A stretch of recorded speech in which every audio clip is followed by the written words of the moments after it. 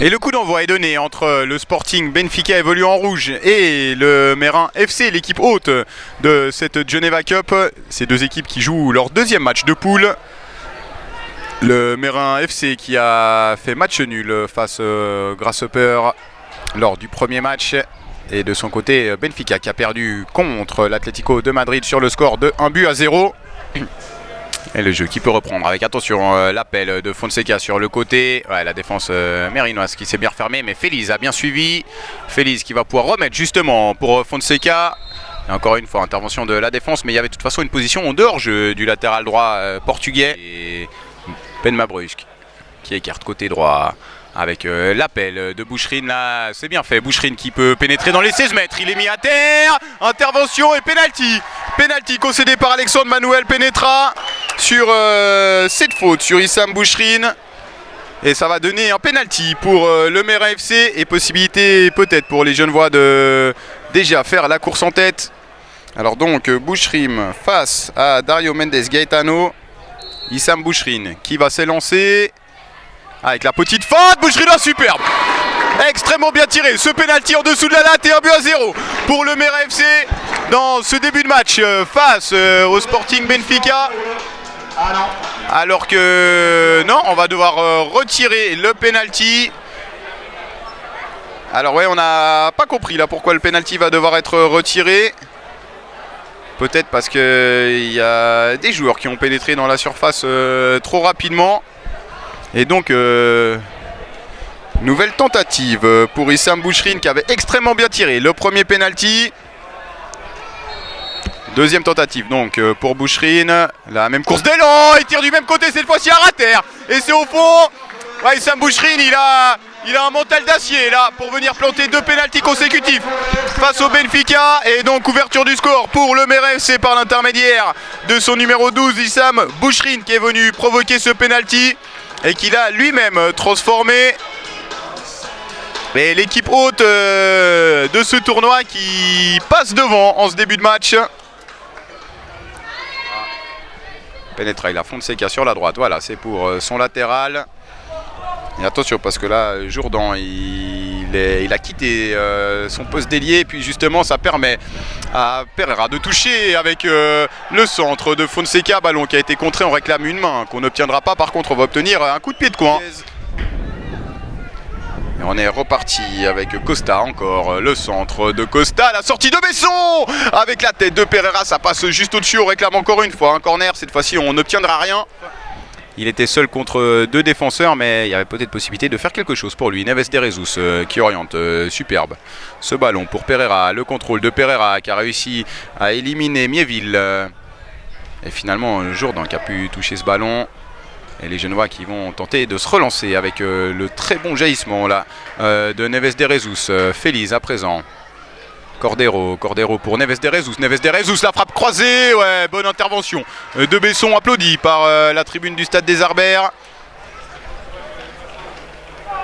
Ah, on s'en sort bien côté portugais et on va pouvoir trouver Abreu sur le côté gauche. Abreu qui tente de provoquer Léger. Abreu qui repique dans l'axe. Attention, le centre d'Abreu, la frappe. Ah, ballon bien capté par Besson qui allait vite à terre. Une frappe un petit peu écrasée là, de la part de Cordero. Et coup de pied de coin donc pour les Portugais de Benfica. Attention à ce ballon qui traîne. C'est passé juste à côté sur cette tête d'Alexandre Manuel Penetra. Et c'est passé juste à côté du montant droit de Léo Besson. Un coup franc plein axe donc pour le Sporting Benfica. C'est tenté directement avec Besson qui s'est bien étendu sur son côté et qui a pu mettre ce ballon en corner. Ouais, il fait une bonne partie, le portier mérinois pour l'instant. Et premier ballon pour Antunes qui n'a pas réussi à bien le négocier.